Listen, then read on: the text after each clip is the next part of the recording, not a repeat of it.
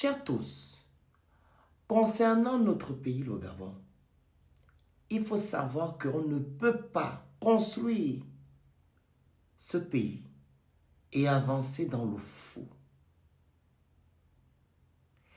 Et quand les bases sont fausses, rien ne peut se construire et rien ne peut durer. C'est comme une maison qui a été construite sur du sable. Elle va écrouler. Alors, M. Brice Oligui ainsi que ses confrères ont fait un soi-disant coup d'État le 30 août 2023. Apparemment, ça a commencé le 29 août, quand on regarde la constitution gabonaise. Vu que les personnes qui ont fait le soi-disant coup d'État sont amnistiées depuis le 29 août 2023. Pourquoi ils ont fait ce soi-disant coup d'État? Parce que, comme ils le disent, Madame Sylvia Bongo et la Young Team avaient pris le pays en otage depuis que M. Ali Bongo a eu l'AVC. Et ils ont fait le coup d'État aussi parce que les résultats étaient tronqués. Au point qu'ils ont mis les institutions à plat. Et on a vu une avalanche d'arrestations à l'instar de Mme Sylvia Bongo, Nourdine Bongo, ainsi que le groupe de la Young Team. On nous dit que le pays a été géré par ces personnes-là. Et quand on regarde la loi gabonaise, la femme du président n'a pas de statut juridique. Elle ne peut pas diriger un pays. Ainsi que son fils, Noureddine, qui n'était que conseiller de son père. Mais vous savez que en novembre 2024, on a voté une nouvelle loi fondamentale dans notre pays qui est la constitution gabonaise. Pourquoi? Parce que l'ancienne de 91 a été modifiée, manipulée à plusieurs reprises par une dame qu'on appelle Marie-Madeleine Bouranto. Était présidente de la Cour constitutionnelle pendant 30 ans. Elle était même anticonstitutionnelle parce qu'elle avait droit à 2 mandats. Elle avait plus que ça. Son rôle, c'était de diriger cette haute juridiction et veiller sur le respect de la loi fondamentale qui est la constitution gabonaise. Mais la dame n'a pas fait cela. Elle a préféré protéger ses intérêts et un système.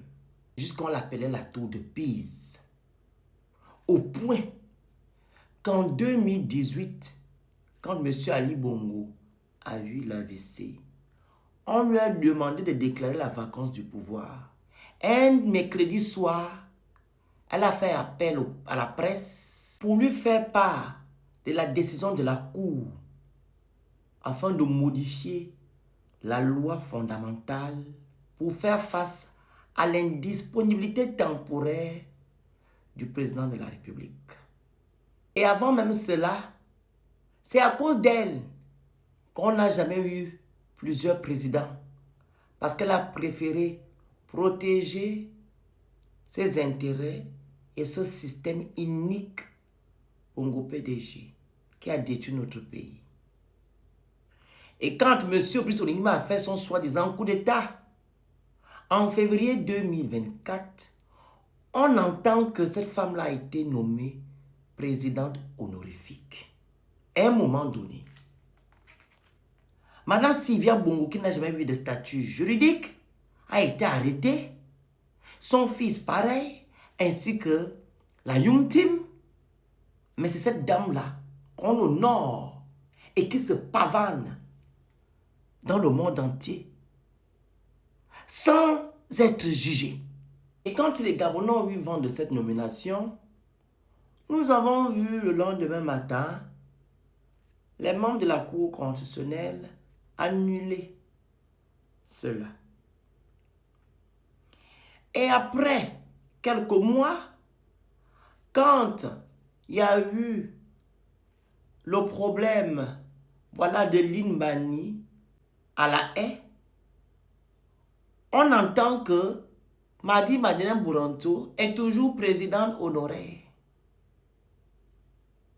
On se dit, mais... Donc, ça n'a pas été annulé. C'était juste pour calmer les choses. Peuple gabonais. Comme je dis souvent, il n'y a que de la manipulation, le mensonge qui dirige ce nouveau régime. Et aujourd'hui, cette femme va partout dans les pays avec le titre de présidente honoraire. Récemment, elle était en Côte d'Ivoire. Cette femme-là ne mérite pas ce titre-là. C'est l'une des personnes qui a mis le Gabon par terre. Si le Gabon n'a pas des institutions fortes, c'est à cause d'elle. Si le Gabon n'a pas connu plusieurs présidents, c'est à cause d'elle. Si on a modifié la constitution gabonaise, c'est à cause d'elle. Si on a changé la constitution gabonaise de 91, c'est à cause d'elle. Elle n'a pas respecté ce qu'elle est partie faire à l'école. Elle n'a jamais lu le droit. Elle est présidente honoraire. Et vous êtes toujours en train de soutenir le Nguema, qui est venu vous mentir et manipuler. Et c'est Madame Sylvia Bongo qui n'a jamais eu de statut juridique qu'on accuse d'avoir dirigé et détruit le Gabon avec son fils. Et ceux-là qui avaient des statuts juridiques et qui étaient censés protéger notre pays et diriger nos institutions sont toujours aux affaires aujourd'hui. Ils ne sont pas inquiétés, se pavent dans le monde entier. Voici la libération du Gabon. La libération du système Bongo PDG et non du Gabon. On crée des boucs émissaires pour légitimer certaines personnes. Vous n'avez encore rien vu, les Gabonais.